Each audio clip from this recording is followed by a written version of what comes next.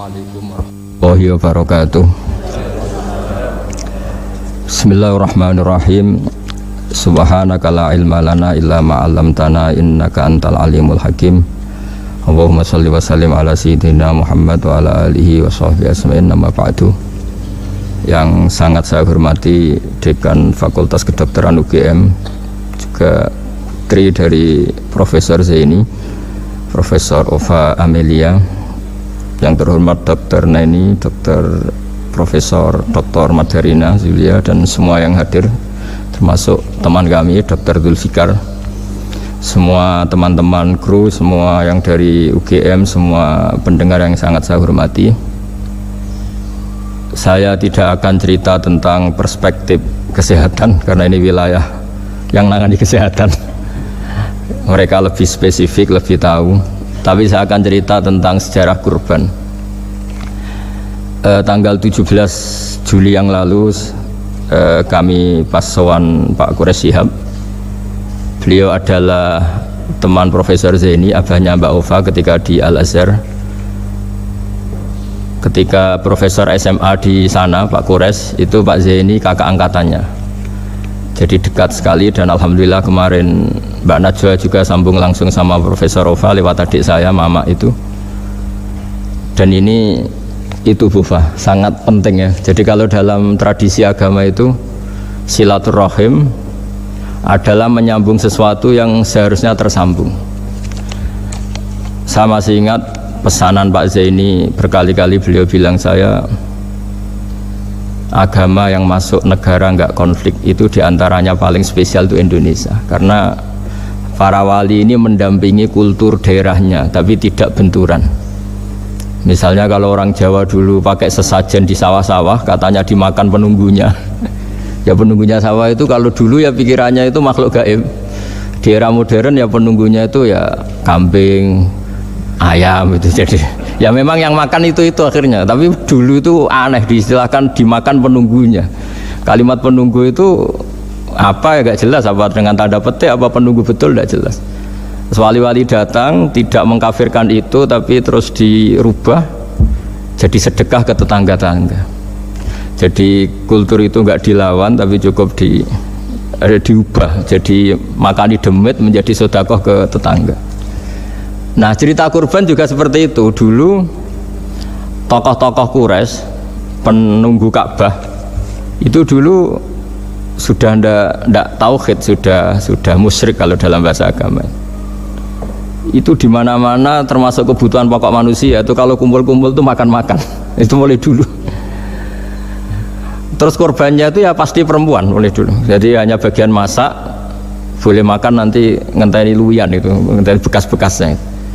Sehingga yang nyortir Abu Jahal CS itu. Jadi yang kurban harus hewannya bagus, spesial, bahkan nggak boleh dikawinkan. Hewan yang mau dikorbankan itu nggak boleh dikawinkan, nggak boleh pernah dikendarai, nggak boleh pernah dipakai bajak sawah dan sebagainya.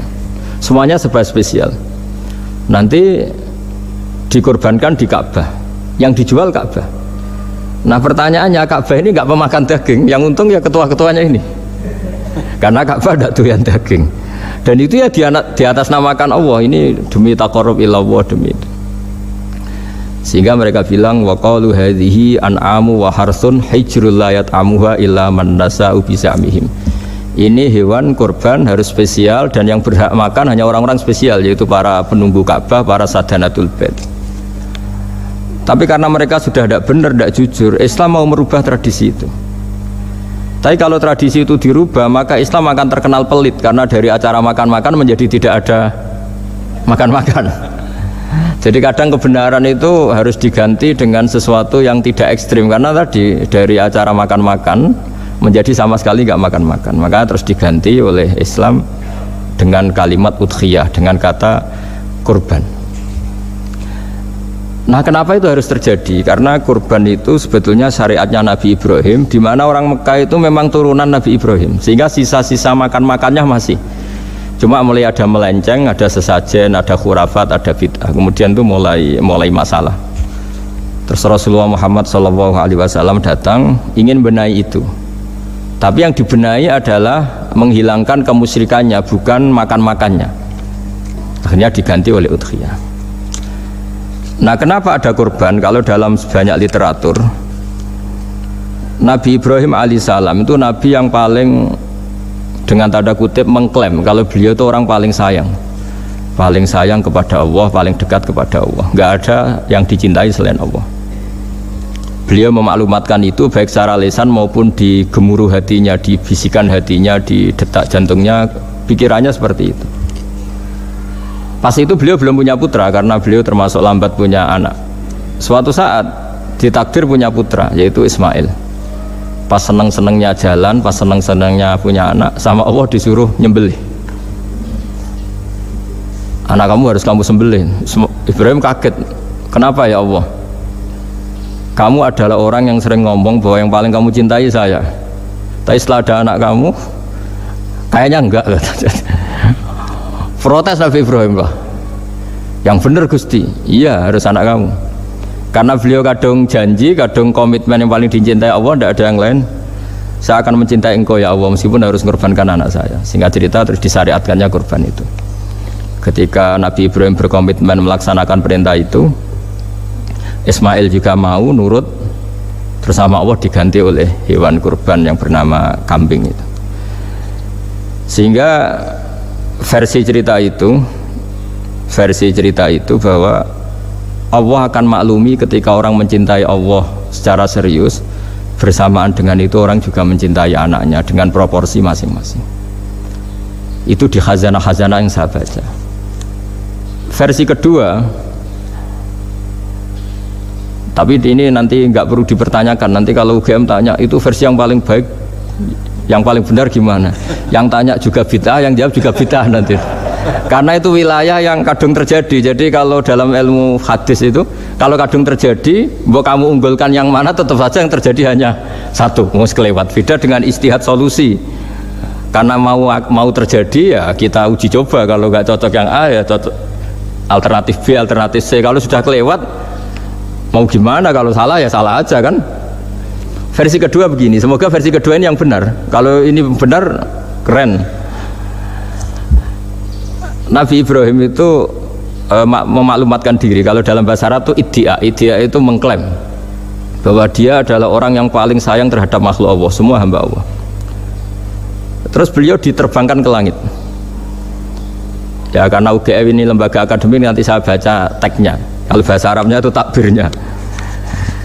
Diterbangkan ke langit, ke alam malakut. Ya tidak usah ditanyakan cara terbang gimana, nanti ribet nanti itu. Setelah diterbangkan di langit, wa kadzalika nuri Ibrahim malakutas samawati wal ardh, diperkenalkan alam langit, terus dipertontonkan. Itu ada sekian hamba Allah yang nyabu, yang ngefly, yang dugem, pokoknya yang maksiat-maksiat itu. Ibrahim ditanya sama Allah, gimana itu mereka menurut kamu? Damirhum, habisi saja Allah. Mereka makan rezekimu, hidup di bumimu, tapi mereka tidak mengindahkan engkau. Matikan saja. Sama Allah diturutin. Jalan-jalan lagi sampai 3 kali peristiwa tempat-tempat maksiat itu dihabisin sama Nabi Ibrahim. Beliau minta sama Allah supaya itu dihabisin. Singkat cerita, terus beliau diturunkan sama Allah. Setelah diturunkan, ya Allah tidak jawab, tidak apa. Allah itu punya sunnah, punya tradisi. Dengan nabinya itu tidak jawab. Suatu saat Nabi Ibrahim disuruh bunuh anaknya, disuruh nyembelih. Protes kan? Huwa samratu fuadi, ini kekasih saya, putra saya, kenapa engkau nyuruh membunuh? Terus kata Allah, kamu tidak ingat di malam kamu saya mi'rajkan melihat hamba-hambaku, dan itu yang bikin aku, dan saya cinta sama mereka yang bikin saya. Kamu enak saja minta dibunuh. Sengkerian gantian saya yang minta, kamu tidak nurutin gitu. Kamu pas minta saya tidak tak pikir, langsung tak turutin. Kenapa saya yang sekarang minta kamu mikir gitu. Tapi huwa samratu fuadi, itu buah hati saya. Lah memangnya makhluk-makhluk itu makhluk siapa? Saya yang bikin. Kamu enak saja nyuruh bunuh. Nah semenjak itu jadi kearifan kita. Makanya Mbak Ova ini kalau guyonan di dunia kiai, kalau ada majikan bentak pembantunya yang salah meletakkan piring atau gelas, pasti cara berpikir mesti pembantunya ada cantik. Karena kalau salah tok kok dia cantik, itu mesti mikir. Nggak bisa orang bentak orang cantik gitu. Jadi sama, misalnya saya janjian sama Gus Fikar, janjian Gus datang hari Senin gini-gini, ternyata beliau nggak datang. Kalau saya tidak punya utang, tidak atasan saya pasti marah. Sudah janji kok gini-gini. Saya bisa marah itu sebetulnya sebabnya itu dua. Saya kecewa dan dia tidak punya jasa. Tapi yang diomongkan hanya, wah kamu khulful wa'di apa? Nggak tepat janji. Coba kalau ini atasan saya jadi dosen karena beliau misalnya, saya punya utang beliau, mbok nyulayani janji apa kan? Nggih betul nopo-nopo kan. Sama. Ada majikan mencintai pembantunya karena sangat cantik, mana ada mencahno piring, omahe dirubahno itu tidak apa-apa gitu kan gitu. Sama. Makanya ada guyonan di dunia kiai itu, ada anak perempuan kan nggak lazim ya perempuan pakai GL Pro kalau dulu, mungkin sekarang pakai Ninja, pakai celana jin. Sopo iku wong luput suwo itu? Siapa itu perempuan kok gitu? Niku ponakane jenengan, Mbah. Astagfirullah, muga-muga pangeran nyepuro. Jadi langsung rubah dari maksudkan menjadi ndak karena keluarga. Nah, jangan-jangan kebencian kita pada maksiat itu oke, kita wajib benci maksiat, tapi tetap ada catatannya. Plus yang maksiat itu tidak orang yang terkait dengan kita. Coba kalau yang maksiat itu orang yang terkait dengan kita, itu anak kita, ponakan kita, mungkin istri kita, paling mintanya ya Allah ampuni. Sama-sama maksiat, yang satu minta dihabisin, yang satu kita minta diampuni. Fair gak kita sebagai manusia? Tidak fair. Tidak fair. Nah, ya iya gak fair ya. Apa ya fair? Mikir. Makanya kalau ada guyonan, ya itu tadi, ada supir salah dimarahin, pasti supir ini belum pegang rahasia. Tapi kalau sudah pegang kartu, si majikannya punya apalah gitu, simpanan gitu, wah ini pegang, berani marah gak dokter? Tidak ada. Ini dokter Kelik juga teman saya. Itu pengalaman sekali. Jadi itu guyonan kiai. Makanya jadi manusia itu gak pernah adil sebenarnya. Makanya Allah pernah mensifati manusia itu bakanal insanu zaluman jahula. Manusia itu sangat zalim dan sangat bodoh. Kalau misalnya jenengan tanya, orang soleh pun itu gimana? Orang soleh asal manusia tidak nabi, itu ya mesti ada zalimnya. Makanya kalau dalam kitab hikam diterangkan, kitab hikam itu kitab yang olah manusia. Itu menyebut begini, manusia itu siapa? Dijawab, manusia itu mangkanat mahasinuhu masawiyah. Orang yang ketika baik saja salah, apalagi ketika salah. Kita misalnya punya toko laris itu, doanya mustajab, laris, pembelinya banyak, kualitasnya bagus. Pasti ada toko sekeliling yang megap-megap karena orang sekarang ke kamu kan gitu. Sama di kampus ya gitu, kalau ada kampus besar yang lain pasti ke masjid, terhalangi karirnya di semua. Sehingga orang supaya terus merasa salah, Rabbana dzalamna anfusana, meskipun kita sedang benar pun. Saya termasuk kiai yang kalau ngelepas haji, mungkin yang haji itu mangkel. Karena saya tidak pernah muji-muji haji, meskipun saya melepas orang haji. Umumnya kiai kalau ada orang haji kan dilepas haji mabrur, tidak ada lain balasan kecuali surga. Saya itu karena pernah kecil, pernah dengerin masyarakat. Itu ngenes ketika si kiai pidato tadi ternyata ngenes. Ngenesnya seakan-akan surga itu hanya milik yang haji. Wah, nak koyo kula sepundi Gus wong kula ora kelar kaji. Semenjak itu setelah saya jadi kiai ya dendam juga. Akhirnya setelah saya jadi kiai kalau ngaji, orang yang haji mabrur balasannya surga, orang yang fakir sabar juga surga, orang yang sering dimarahin istri juga surga. Katanya pokoknya surga terus. Sampai yang mau haji itu, Gus gimana kok bahas kita kok sama dengan mereka? Ya karena saya ada ulama pesanan kata saya gitu. Jadi artinya gini, ketika Anda muji ibadah haji, jangan kira yang ngenes tidak banyak, yang ngeluh juga banyak, karena mereka ada takdir gak mampu haji. Itu hebatnya Islam. Islam juga datang dengan solusi-solusi, misalnya Jumatan itu hajinya orang miskin, orang yang ingat Allah mulai subuh sampai matahari terbit juga sama dengan umroh. Jadi karena tidak semua orang itu mampu haji. Jadi itu Islam. Jadi nanti tak bacakan, jadi versi kedua itu Nabi Ibrahim diperingatkan Allah bahwa tidak seperti itu cara mengelola hambaku. Nah, Islam ini kata Allah anit tabi' millata Ibrahim hanifa. Referensinya Islam, mentornya Islam itu Nabi Ibrahim. Sehingga kita alhamdulillah punya sejarah wali songo. Saya punya orang tua Kiai Nur Salim itu sayang sekali sama umat, Mbah Mun juga gitu. Saya sama Profesor Zaini itu sudah mulai tahun 2000 terus tiap hari ketemu juga nggak pernah kecewa. Beliau itu pernah disalahpahami, mungkin Bu Ova belum dengar ini. Pernah disalahpahami karena beliau itu tangan kanannya kan agak kuat. Jadi kalau ngambil papa itu pakai tangan kiri. Itu pernah disalahpahami ya, mungkin orang hasud karena tidak mengkonfirmasi langsung mengklaim beliau itu kiai profesor kalau apa-apa pakai tangan kiri. Kira-kira pertanyaan sunnah rasulnya mana kan gitu. Beliau itu ya hanya corong Jawa itu berambang, agak nangis tapi tidak sampai keluar air mata tapi berambang. Terus beliau bilang gini ke saya, seharusnya gimana Mas Pak? Ya kalau Pak Zaini ingin jadi wali ya tidak usah menjelaskan. Kalau Pak Zaini ingin menjelaskan berarti ingin diakui makhluk. Tapi kalau nggak dijelaskan mereka salah paham terus. Tapi cepat jadi wali karena sudah mulai mengabaikan apa kata mereka. Tapi kalau menjelaskan ya enggak. Ya lama jadi walinya, tapi bagusnya orang nggak salah paham. Pak Zaini tertawa-tawa dok. Jadi wali apa enggak? Jadi saya tuh lama sekali sekamar dengan beliau ada di badan wakaf ya Mas Fajar ya. Badan wakaf yang atas itu kan dulu tempatnya Pak Rektor kan kosong. Nah itu kita tempati sama Pak Zaini bertahun-tahun tiap hari diskusi. Dan nggak pernah ceritanya beliau itu penting karena seneng guyon. Memang khasnya ulama itu seneng guyon. Kemarin saya ketemu Pak Kures, beliau cerita, saya ini punya idola Gus Pak. Kalau manggil saya Gus kadang ya Pak. Dulu beliau doktor filsafat, lama-lama jadi Syekhul Azhar. Itu kalau ke kuliah pakai bis, kata Pak Kures pakai bis. Suatu saat di Al Azhar itu kan beda dengan di yang lain ya, agak-agak modern. Si gurunya ini, beliau itu karena banyak yang berdiri, beliau duduk ada perempuan berdiri, terus yang lelakinya berdiri, terus jatah duduknya dikasihkan perempuan ini. Perempuannya itu pakai pakaian yang agak minim, agak seksi lah, agak minim. Terus si Syekhul Azhar tadi saat itu belum Syekhul Azhar, punya 2 permen. Ini ceritanya Pak Kures punya 2 permen, terus yang satu sudah dibuka, yang satu masih bungkusan masih ditawarkan. Silakan Mbak kamu milih yang mana? Milih yang masih itu. Padahal bukanya itu supaya lebih gampang. Ternyata milih yang masih bungkusan.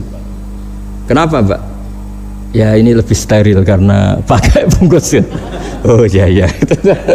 Itu pelajaran itu.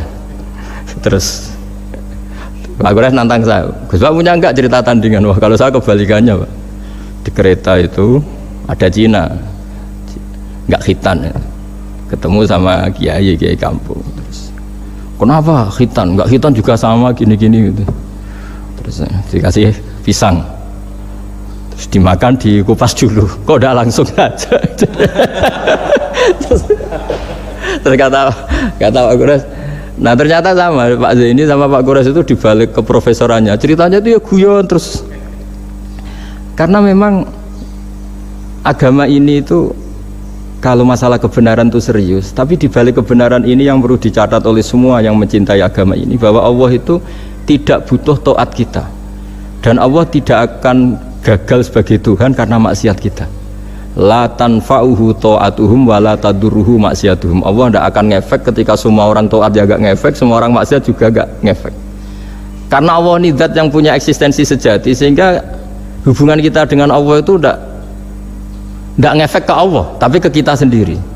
Sehingga mereka lebih rileks karena nggak merasa harus mati-matian bela Allah. Allah tetap Al-Qayyum, zat yang bisa berdiri sendiri. Sehingga di kitab-kitab itu ada bab namanya Mizahun Nabi, guyonan-guyonan Nabi. Itu ada babnya sampai di kitab Ihya, di kitab banyak lah kitab. Masyhur itu suatu saat ada orang sepuh sowan ke Nabi karena sudah sepuh. Beliau pamit lah, kira-kira jam segini pamit, ya Rasulullah saya mau pulang karena nanti kemalaman. Karena beliau jalan kaki yang orang sepuh. Kata Nabi, dah tenang saja di sini, nanti pulang kamu udah jalan kaki. La ahmilan naki alab ninakoh, nanti kamu tak naikkan anaknya unta. Pikirannya orang sepuh tadi namanya anak unta itu ya kecil. Wa ma fa'altu bibninako, apa yang bisa saya lakukan dengan anak unta? Sudah tenang saja. Setelah beliau ngaji lama, ya dikasih unta tua itu.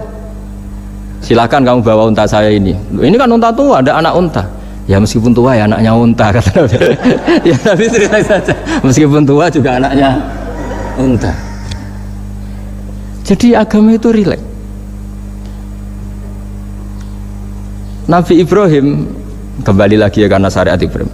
Nabi Ibrahim itu pernah minta supaya nyawanya itu diperpanjang karena beliau ya, umumnya orang itu kan ingin nyawa panjang, ingin umurnya panjang. Beliau yakin penting nyawa panjang, umur panjang. Allah tidak jawab gak apa. Suatu saat ada tamu, orangnya itu sepuh sekali.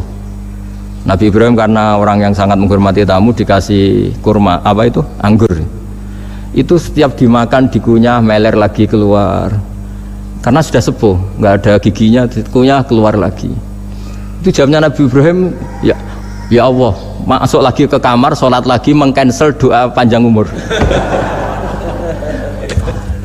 Katanya Ibrahim, oh jenengan jawab toh gitu.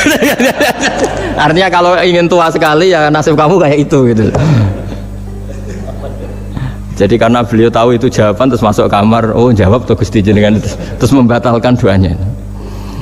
Itu Nabi Ibrahim. Kalau orang sekarang enggak, dongo ngarani, ya tua ya tetap sehat, tetap wah itu itu lebih ribet itu. Iya, jadi karena doa itu kalau nggak diperjelas itu ya repot. Ini cerita supaya kita berislam itu ceria. Saya Mbah Mun itu meskipun kiai top senengannya dia guyon bapak saya, tapi guyon itu ada yang wajib. Saya dulu itu janggal. Ini cerita ya, mungkin kalau di kampus-kampus umum agak asing, tapi ini cerita. Nuduh zina itu dosanya besar sekali. Saya ulang lagi, nuduh orang lain zina itu dosanya besar sekali. Disebut bab qadzaf. Saya pernah menjumpai 3 kiai besar Bu Ufa, 3 kiai besar, kiai top semua. Di majelis itu ada gosip bahwa si A itu punya selingkuhan sama Sri itu misalnya, atau dengan siapa lah, dengan perempuan. Itu kalau di Arab itu senengannya pakai Salma, Laila Majnun Salma. Kalau di Jawa itu kasihan korbannya itu. Ya, tapi itu contoh saja ya. Itu si Kiai 3 tadi gak ngefek, malah tanya gini, loh apa perempuannya cantik? Wah cantik sekali Mbah, cantiknya sampai kayak apa? Malah bicara cantiknya perempuan. Saya itu ya pertama iskal, ini Kiai kok bakas orang apa? Cantik, orang ayu ya. Setelah majelis itu bubar, yang penggosip tadi ya yang gosip ini gak Kiai, yang pembisiknya ada Kiai, yang gosip ini gak Kiai, cuma Kiai 3 ini posisi mendengar, tapi malah tanya cantiknya tadi. Singkat cerita setelah orang itu pulang bilang gini, Gus, itu kalau saya bilang iya dengan gosip itu saya ikut qadzaf, saya ikut menuduh orang lain zina, itu dosa besar. Selain itu saya Kiai, kalau saya bilang iya dianggap membenarkan. Maka untuk mengalihkan nggak bicara nuduh, jadi guyon tadi. Jadi guyonnya itu karena kalau kita tadi bilang iya artinya mengiyakan. Dan itu artinya qadzaf, punya dosa besar karena nuduh orang lain zina. Diperparah dia kayak besar, kan orang menjadi percaya karena yang ngomong bukan penggosip lagi tapi ya. Maka dialihkan tadi, loh ayo nucung. Sampai segitunya kearifan ini. Sehingga dulu ketika Ma'is itu seorang sahabat yang pernah salah besar. Itu Nabi ketika beliau ada gosip salah gitu ya, Nabi masih jangan-jangan kamu hanya mimpi, Cung. Jangan-jangan kamu hanya megang tapi tidak sampai zina. Sampai terakhir Nabi tanya, "Afi aklikaseun, jangan-jangan otak kamu ini sudah agak error." Saking tidak inginnya Nabi mempercayai hal-hal seperti itu. Nah, problem kita di zaman sekarang justru kadang nyari-nyari supaya tahu buktinya. Yang dulu para orang soleh menghindari bukti itu supaya nggak suudzon, sekarang orang mencari-cari bukti. Padahal itu dilarang, wala tajassasu, orang nggak boleh mencari-cari kesalahan orang lain. Nah itu kearifan yang saya dapatkan dari Bapak, dari Mbah Mun, dari Pak Zaini, dari Pak Gures. Mereka orang-orang yang luar biasa menghindari ngomong penting. Sekarang itu orang banyak yang sering ngomong penting, sebenarnya itu malah salah. Karena kalau ngomong penting itu vonis terhadap orang lain. Tapi kalau kamu rileks, tidak. Nabi dulu tuh rileks sekali ketika beliau ngaji gini, terus ada pemuda lewat bawa cangkul mengabaikan pengajian Rasulullah. Banyak sahabat bilang, celaka orang itu, ada Nabi ngaji kok tidak ikut. Jawabannya Nabi unik. jangan-jangan dia punya keluarga yang harus kerja, dan kalau harus kerja untuk nafkah keluarganya itu juga ibadah, itu ya sunnah saya. Jadi Nabi rileks saja, tidak tersinggung, tidak. Nah, kenapa kita butuh rileks? Karena kebenaran sekali dipaksakan itu jadinya benturan. Dan itu wali-wali Songo itu dulu sudah berpikir seperti itu. Sehingga Pak Zaini yang sering ngendikan sama saya, kita ini bisanya mengikuti Mas Bah, kalau manggil saya Mas, tidak bisa benturan. Sehingga tadi ada modifikasi dari sesajen menjadi sedekah, dari apa menjadi apa. Jadi tidak langsung benturan. Dan itu khazanahnya, bacaan-bacaannya banyak sekali. Termasuk peristiwa Udhiyah tadi. Jadi dulu kurban itu dipakai ajang orang-orang tokoh Quraisy supaya dapat daging yang bagus, di atas namakan Ka'bah. Jadi agama ini dijual mulai dulu. Sekunane kuno agama ini dijual. Dan agama mulai dulu ya prospek. Ka'bah itu bisa menyedot wisatawan berapa, wisata religi. Sehingga dulu ada Ka'bah tandingan, perhitungannya juga ekonomi. Jadi mulai dulu itu ya sudah seperti itu, mau apa Bang Allah bikin dunia seperti ini. Jadi mulai dulu agama itu ya, sampai orang Yahudi gak mau iman sama Nabi ya pikirannya sederhana, kalau saya tokoh banyak yang sowan, banyak yang ngasih-ngasih. Kalau saya ikut Muhammad, saya anak buah, yang ngasih saya siapa? Jadi perhitungannya juga ekonomi. Jadi ketika Abraham mau bikin Ka'bah tandingan, itu perhitungannya juga ekonomi. Jadi ribet kan memang kalau manusia itu sudah ribet. Tapi Islam ini datang bukan untuk itu, tapi memaklumi itu. Itu hebatnya Nabi Ibrahim. Ketika beliau berdoa, ya Allah, keluarga kami saya tempatkan di Mekah. Rabbana liyuqimus sholata faj'al af'idatam minan nasi tahwi ilaihim warzuqhum minas samarat. Cuma menurut Islam dibalik, ya Allah, kita ini ingin anak-anak kami ini bersujud kepada Engkau, ingin anak-anak kami ini melakukan sholat. Tapi mereka ini manusia yang untuk ketahanan hidupnya butuh makan, butuh rizki, butuh ekonomi. Maka tolong ekonominya dijaga ya Allah. Jadi dibalik, demi sholat menjaga ekonomi, jangan dengan demi ekonomi meninggalkan sholat. Jadi dibalik, jadi demi sholat menjaga ekonomi, juga termasuk menjaga politik. Andai kan tidak ada orang Islam yang cakap politik, terutama yang soleh-soleh, kemudian negara bikin aturan ala mereka, sholat dianggap larangan, pengajian dengan larangan, juga repot. Makanya mulai dulu kiai-kiai itu ya politik, karena nggak ingin negara ini diatur oleh orang yang anti sholat, anti agama. Karena kalau negara terserah yang sedang jabat, kemudian yang jabat tidak soleh, bisa nganggap maksiat-maksiat tidak ilegal, yang pengajian justru ilegal. Nah, di sini kenapa banyak orang-orang soleh dulu ya rata-rata ya berpolitik, mulai sebelum kemerdekaan sampai setelah kemerdekaan. Jadi itu ada filosofinya. Nah, bahwa ada oknum-oknum yang tidak seperti itu ya monggo, itu oknum. Tapi sebetulnya awal-awalnya kenapa banyak orang soleh yang politik, karena nggak ingin negara ini dipimpin oleh orang-orang yang anti agama, anti kebaikan. Sehingga berkahnya apa? Berkahnya negara ini berkonstitusi secara Islami, meskipun tidak negara Islam, tapi tadi hak-hak asasi manusia terjaga, hak belajar, hak beragama, hak ibadah. Coba bayangkan kalau kita jadi korut, Korea Utara kan pusing. Jadi, nah itu uniknya, lagi-lagi ini cerita uniknya. Itu mulai dulu itu tidak ada benturan. Ketika ada Masumi, ada Partai NU, ada macam-macam. Muhammadiyah datang di Jogja itu Mbah Ahmad Dahlan itu teman dekatnya Mbah Hasyim. Saya tahu banyak tentang, namanya dulu Darwis. Itu dulu ngajinya sama pernah buyut-buyut Qiyami di sini. Dulu ngaji Mbah Soleh Darat, Mbah Ahmad Dahlan sama siapa itu Mbah Hasyim. Ketika di Mekah yang Mbah Ahmad Dahlan ngaji Syekh Khotib Minangkabau itu ya sama Mbah Hasyim. Nah kebetulan Mbah Ahmad Dahlan hidup di Jogja yang zaman itu sudah khurafatnya kayak apa, karena ada sistem agama yang sangat, menurut beliau sangat jauh dari Islam yang murni. Terus beliau revolusinya seperti itu. Yang Mbah Hasyim nempat di Jombang. Nah itu kan murni ilmu sosial, murni muqtadul hal. Terus beliau punya metode yang berbeda, tapi nggak masalah, mulai dulu nggak masalah. Kemudian jadi kalau yang kadang-kadang memasalahkan tuh ya memang yang nggak tahu masalah. Sebenarnya dulu itu ya biasa aja, karena ya itu urusan metode, urusan. Saya teruskan masalah udhiyah. Jadi yang diceritakan Nabi Ibrahim tadi, bahwa benci seseorang kita atas namakan maksiat itu tidak segampang itu, karena jangan-jangan kebetulan yang maksiat itu keluarga kita. Apakah kita punya kebencian yang sama saat yang maksiat itu keluarga kita, atasan kita, teman kita? Ya kayak tadi, kalau saya corong jodi belenjani janji, ada orang janji sama saya nggak tepat waktu, saya bisa marah, itu pasti sebabnya jelas, itu bawaan saya nggak berjasa sama saya. Kalau kata dokter Gelik nggak cantik ya. Tapi kalau itu orang yang misalnya rektornya bilang, maaf ya saya tidak bisa datang hari ini, tidak apa-apa. Pasti manut itu. Atau yang nyelain janji kiai itu, cuma ngurus itu teko itu, ini betul apa-apa. Gayanya aja kita marah karena khulful wa'di ingkar janji. Sama. Intinya Nabi Ibrahim itu, coba kalau yang maksiat itu anak kamu berharap saya ngasih tobat kan, bukan langsung tak habisin kan.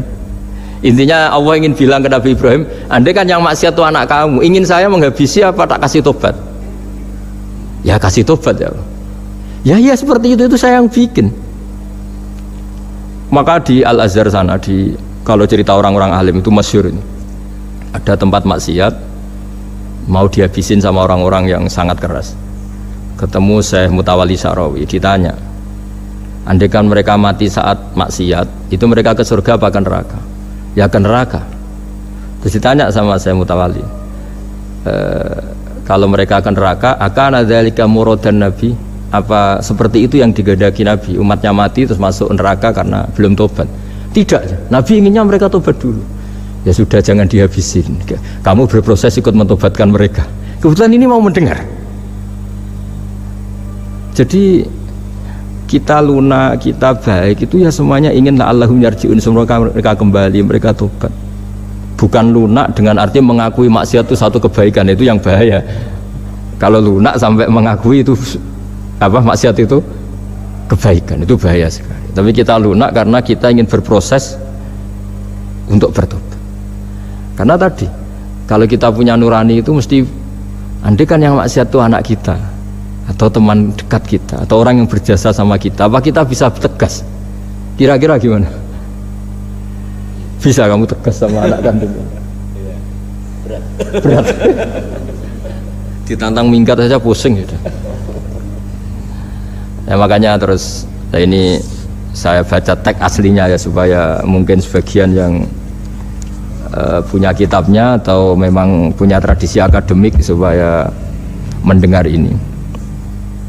Saya baca ini versi yang kedua ini di kitab Hikam. Kitab Hikam juga termasuk kitab pegangan para kiai, halaman 4 juz 2. Diredaksikan gini, waqat adzabahu ta'ala, ini masih tentang kurban. Waqat adzabahu ta'ala khalilahu Ibrahim fi ba'di mawatinihi al-azimah. Jadi Allah kalau dalam bahasa Arab memberi teguran itu namanya takdib. Makanya kalau orang nakal itu, kalau orang Jawa bilang kurang ajar. Sebenarnya ajar itu kan tahun ajaran baru. Ajar itu kan barang baik. Ya kan disebut tahun ajaran baru. Pengajaran, ajar itu kan barang. Jadi kalau kurang ajar berarti kurang baik. Itu bahasa Arabnya orang yang kurang ajar perlu diajari. Itu kalau orang Arab bilang ditakdib. Diwarai toto kromo, diadabkan. Jadi belum punya adab diadabkan. Itu udah, tapi tentu Nabi Ibrahim nggak sampai kurang ajar. Ini kan cerita bahasa ya. Jadi kalau sebenarnya ajar itu udah buruk-buruk sama kurang ajar, berarti orang ini kurang pelajaran, kurang. Tapi di Jawa itu agak salah kaprah. Kalau kurang ajar itu ekstrim. Misalnya duduk di meja itu disebut kurang ajar. Sebenarnya ada se-ekstrim itu. Saya teruskan ya.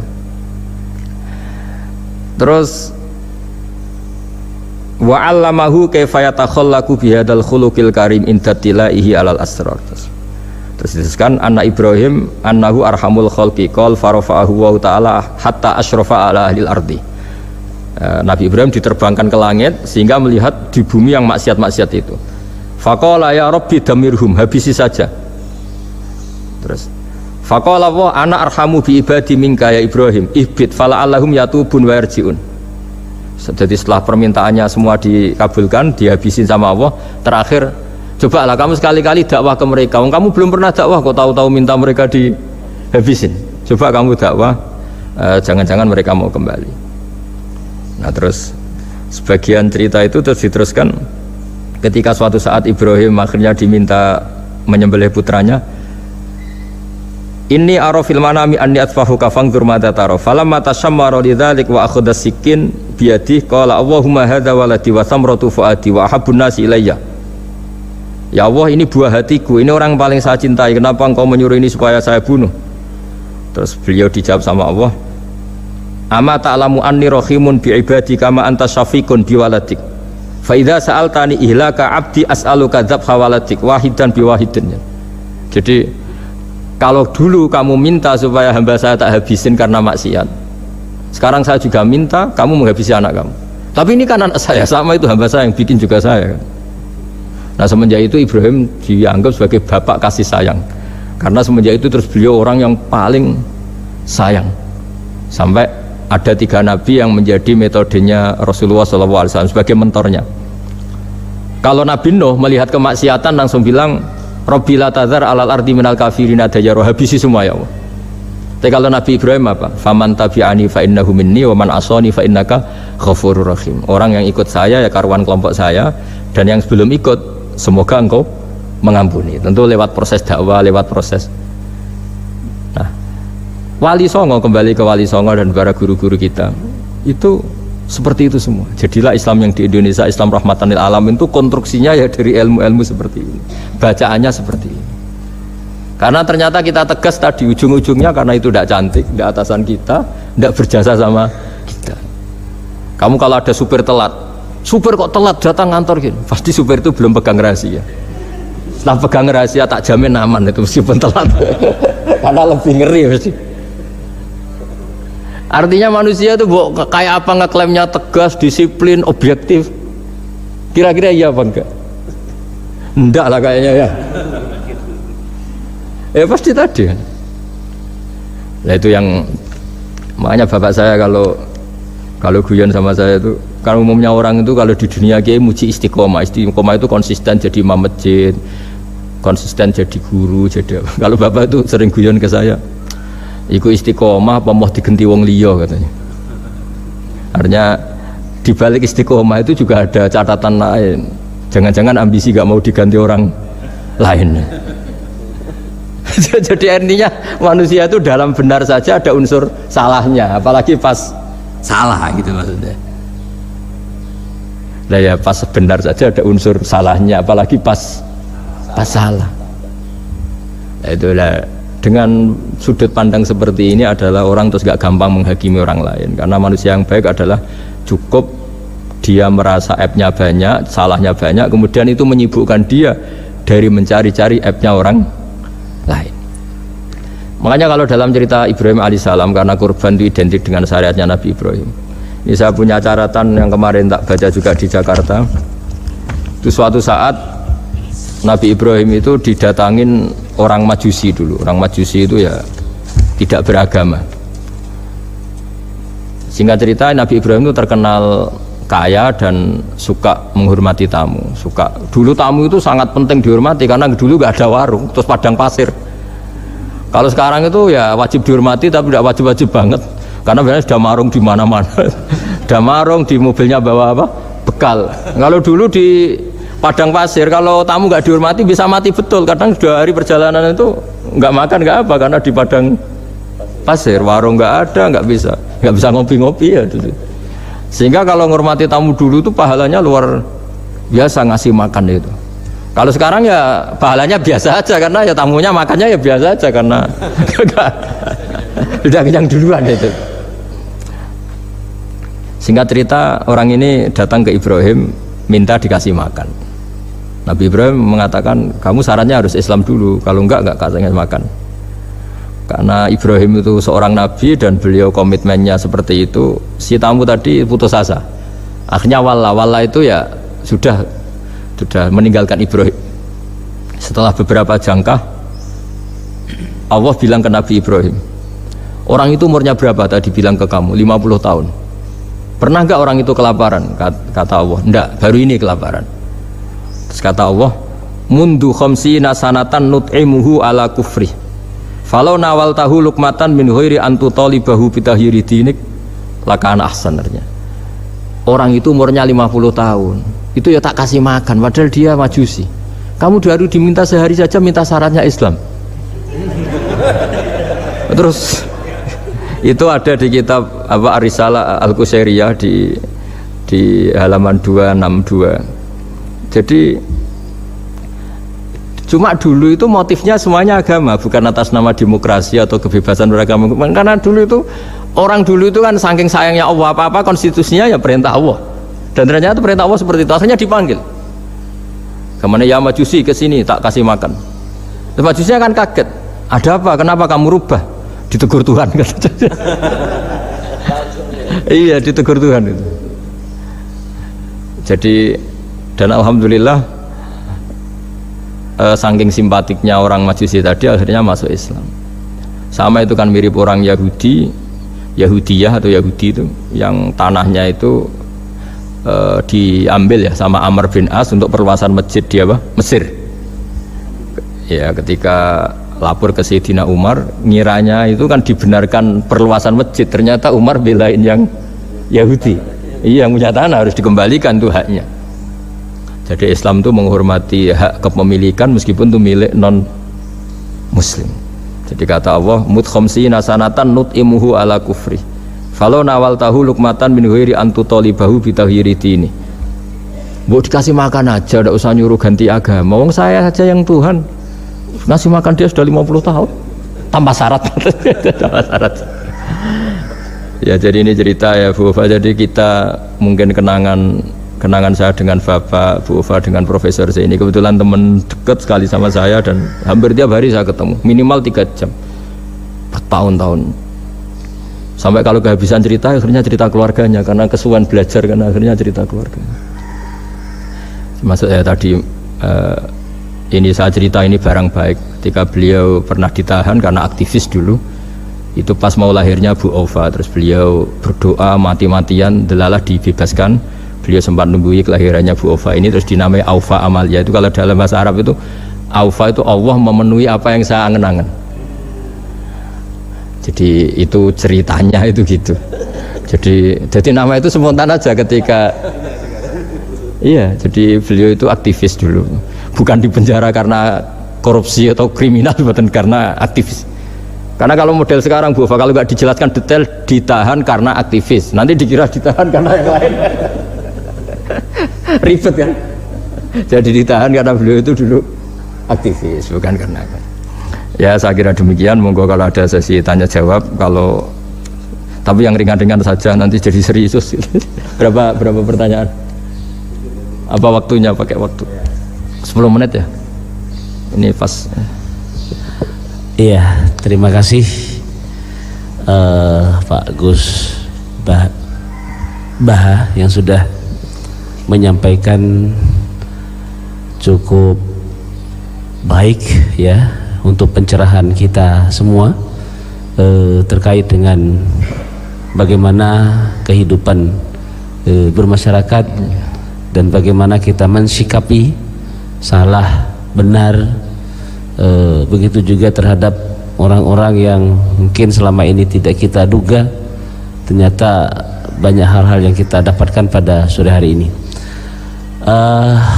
Saya yakin dari pemirsa atau dari Bapak Ibu yang hadir secara langsung maupun virtual ada hal-hal yang akan ditanyakan. Kita masih punya waktu cukup kurang lebih 1/4 jam. Oh, kelamaan ini. Kelamaan, iya. Tadi 10 menit perjanjiannya. Iya. Tadi 10 menit. Iya. Pas ini. Kami persilakan dari yang hadir terlebih dahulu. Sudah sangat jelas berarti ini. Sudah pinter semua. Ya, ini ada pertanyaan. Yang pertama katanya, Assalamualaikum warahmatullahi wabarakatuh. Pak Gus Baha, dalam ingin bertanya dan ingin tahu bagaimana supaya kita bisa selalu berpikir nubuwah di setiap peristiwa yang menimpa kita di kehidupan sehari. Semoga. Gimana? Ulang lagi. dalam ingin bertanya dan ingin tahu bagaimana supaya kita bisa selalu berpikir nubuwah di setiap peristiwa yang menimpa kita di kehidupan sehari-hari. Begini ya, jadi andaikan kita baca banyak, setidaknya sering mau mendengar. Nah, hidup itu sangat baik, bukan sekedar baik, sangat baik. Misalnya kita sedang dapat nikmat, ya Islam menganjurkan syukur. Syukur itu ya dapat pahala. Kalau sedang banyak masalah seperti sekarang, mungkin ada pandemi apa, Islam mengajarkan sabar. Sabar itu juga pahala. Nanti kalau kita masih hidup, yang rumat anak bojo ya ibadah. Nanti kalau mati karena penyakit mat'un atau ta'un juga syahid. Jadi Islam melihat hidup itu rileks, karena ya memang rileks. Ketika ada orang miskin susah makan enak, itu kata ulama idamuhu alju. Kalau kamu ingin makan enak, kata si miskin ya ingin, gampang makan enak itu. Kamu sangat lapar, nanti semuanya juga enak. Jadi, itu nubuwah. Jadi Nabi itu resepnya gampang. Coba kalau sampean puasa melihat tempe itu sudah tertarik sekali. Tapi kalau kamu sudah habis makan melihat sate kurang enak, ini kurang enak, karena saking memang sudah semuanya nafsu kan. Tapi sudah puasa semuanya enak. Jadi kalau ingin nubuah, misalnya kita miskin itu ada fadilahnya orang miskin, keutamaan orang miskin. Itu malaikat ngauditnya bingung karena mau diaudit apanya, nggak punya apa-apa kan. Jadi artinya barokahnya miskin, kita hisabnya juga ringan, mau diaudit apanya nggak punya bapak. Iya kan? Nah, yang orang kaya, barokahnya kaya bisa amal, bisa ikut bantu masjid, bantu madrasah, bantu kebaikan. Nah, itu berpikir nubuah. Terus kedua, terbiasakan yang agak unik. Ini mungkin wilayah medis. Yang agak unik dalam Islam itu mimpi itu Bu Fayo, mimpi. Itu sama kenyataan itu tinggi mimpi derajatnya. Andai kan orang masih zaman orisinil, mimpi sama hidup nyata itu hebat mimpi. Karena begini, misalnya saya melihat ibu-ibu sama bapak-bapak melihat langsung seperti ini, saya mesti berpikir nafsu. Kalau yang saya punya kepentingan ini tak anggap orang prospek, kalau yang nggak punya kepentingan tidak prospek. Pertanyaannya adalah, orang yang saya anggap prospek bisa membantu saya, ternyata jenisnya kikir. Yang tak anggap tidak prospek ternyata jenisnya dermawan. Kita kan sebenarnya nggak tahu. Lalu pertanyaannya, pandangan kita terhadap orang lain itu berdasar fakta apa berdasar harapan? Berdasar harapan. Tapi kita ngeklaim seakan-akan itu fakta. Nah, beda dengan mimpi. Asal tidurnya bener loh ya, tidak muakan banyak terus ngorok tidur itu. Tidurnya bener, misalnya kita posisi normal, wudu, setelah wudu baca ayat kursi terus tidur kayak posisi orang meninggal ya, mujur utara ya. Ya, pokoknya kayak orang meninggal itu. Ya, utara dan selatan terus menghadap kiblat. Itu kalau mimpi. Itu ada alamat-alamat yang lebih orisinal daripada kehidupan nyata. Ini contoh agama. Nah, artinya gini, makanya Nabi pernah ngendikan mimpi itu bagian dari 46 dari bagian kenabian. Itu jumlahnya 46%. Tapi ya tidur yang seperti tadi. Artinya gini, sarana kita bisa mendeteksi alam gaib, kalau boleh dibahasakan alam gaib, itu sebetulnya orang Islam itu masih punya sarana satu, yaitu mimpi. Karena dengan mimpi ini semua organ kita, semua sistem kita itu kayak off. Setidaknya sistem keinginan kita. Yang ada adalah pemberian gitu, cara berpikir agama lah ya. Saya tidak tahu kalau cara berpikir medis ya. Jadi kalau orang tidur, itu sistem keinginannya dia kan habis, hilang. Yang ada keinginan Allah. Jadi dia posisi diberi. Tapi kalau kita terjaga gini, melihat orang lain, wah ini prospek, ini ndak. Padahal faktanya orang ini yang kita sebut prospek ternyata antipati sama kita atau nggak keinginan nolong kita. Yang kita bilang ndak prospek justru orang yang di hatinya ingin menolong kita. Kan ndak pernah tahu kita. Makanya banyak orang salah pilih kan di situ. Karena bagaimana orang lain kamu vonis atau kamu hakimi, kamu statuskan sesuai keinginan kamu. Kalau mimpi kan ndak bisa. Nah, sehingga kalau dalam penelitian Bu, kenapa Nabi itu mimpinya Nabi itu wahyu? Ya kan, kalau dalam agama kan mimpinya Nabi itu wahyu. Karena tidurnya normal gitu. Normal artinya kelas A tadi lah. Makanya banyak orang awam pun yang wah, sing tak sakseni persis mimpiku, yang saya saksikan persis mimpi saya. Orang awam saja ngalami, apalagi yang Nabi. Nah, artinya untuk mendeteksi nubuah selain tadi ya, Kita kan seperti yang saya ceritakan berkali-kali, kalau ingin nubuah itu sebenarnya gampang, maksudnya bermental nubuah. Kalau saya sekarang hidup ya anggap saja bisa melakukan kebaikan lagi. Kalau sekarang saya mati atau akan mati, anggap saja mati itu mengakhiri semua potensi keburukan Anda.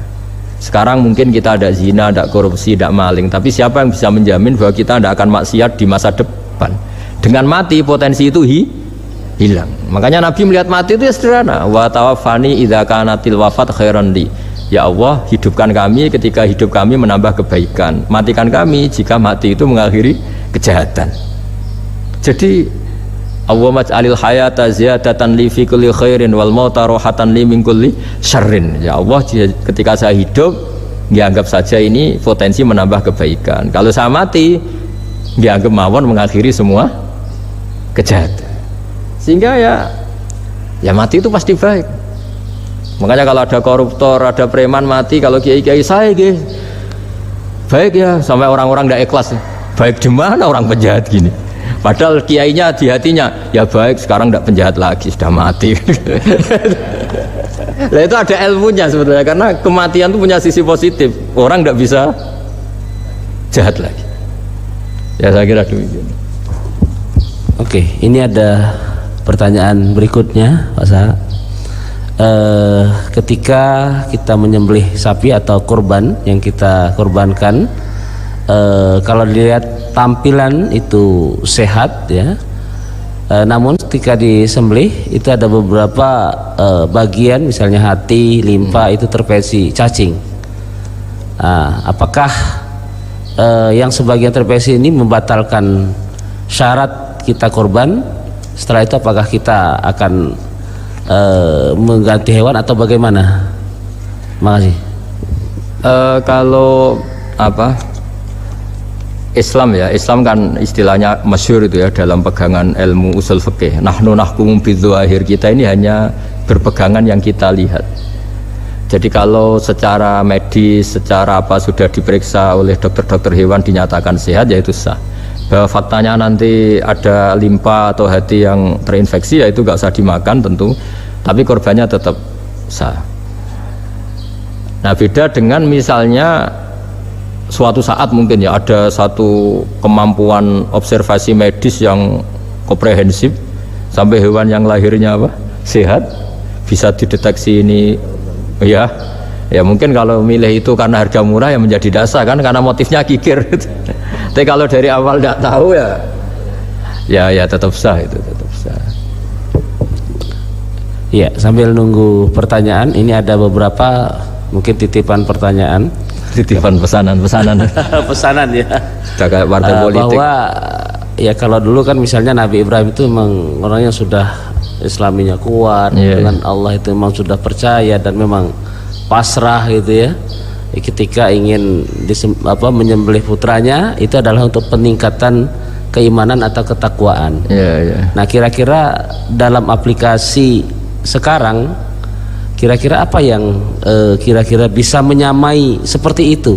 Kita misalnya sebagai orang kesehatan, sebagai pendidik, mungkin sebagai karyawan, kira-kira apa yang menyamai keimanan atau ketakwaan seperti itu, Pak Awal? Oh ya, jadi saya punya kitab namanya Khilyatul Aulia. Di situ ada beberapa catatan orisinil ya yang ada di kitab Taurat, Injil yang masih orisinil, karena perawinya, pencatatnya itu orang yang Coro Jawa menangi lah, yang pernah neliti itu. Itu diantara yang diceritakan di kitab-kitab itu adalah memaklumatkan diri, bikin sarana publik yang mudah dimengerti. Jadi kita pakai contoh yang awam saja ya. Kita tahu kalau itu bidan karena di situ ditulis bidan siapa, Sri Handayani misalnya. Di situ dokter gigi ditulis dokter gigi. Kita tahu itu dokter gigi. Toko juga gitu, ini toko bangunan. Terus kita tidak salah pilih. Masa beli lipstik di toko bangunan? Semua itu barokahnya tulisan itu. Barokahnya maklumat itu. Nah, dulu yang dituhankan itu berhala. Berhala itu barang fisik muncul. Akhirnya nggak ada pilihan lain, orang menyembah berhala karena itu yang dimunculkan.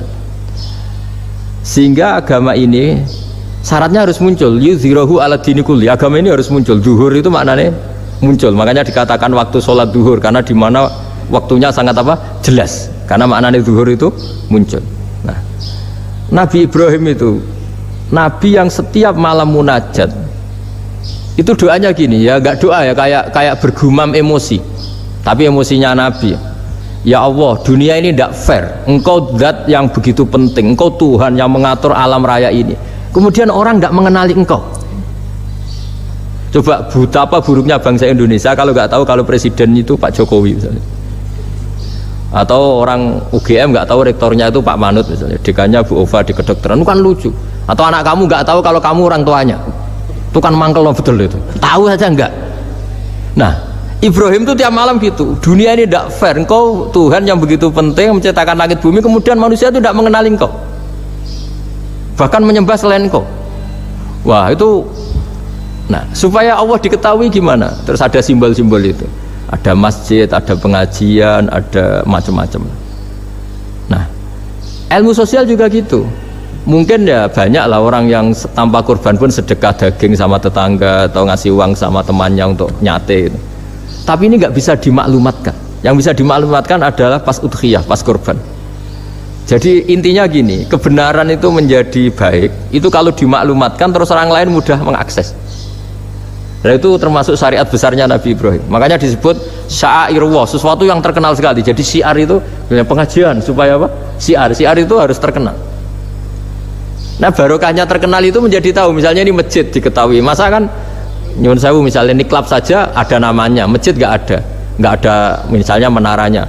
Orang mau ke maksiat gampang mencari, mau ke masjid enggak. Makanya Mbah Mun guru saya itu termasuk unik, berfatwa masjid itu wajib ada menaranya. Dulu saya iskal wajibnya di mana. Tapi setelah saya pikir-pikir memang menara itu penting karena tadi mau tempat maksiat aja gampang, nggak masa ke masjid susah ya. Terus tulisan kamar mandi juga penting karena dengan itu tamu nggak mikir kan. Ya kalau nggak ada tulisannya yang cowok ke wanita, yang wanita ke cowok kan ya ribet. Nah, di antara syariat Nabi Ibrahim yang mendekatkan ke Allah apa? Memaklumatkan.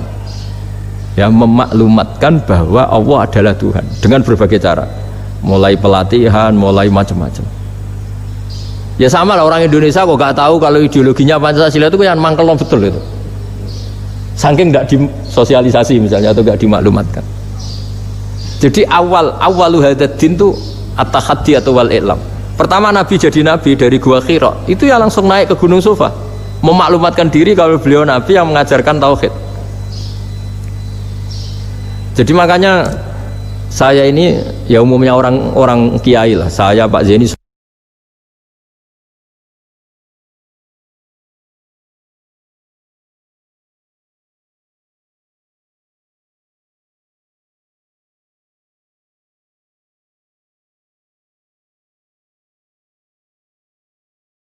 semuanya itu sebenarnya inginnya juga orangnya.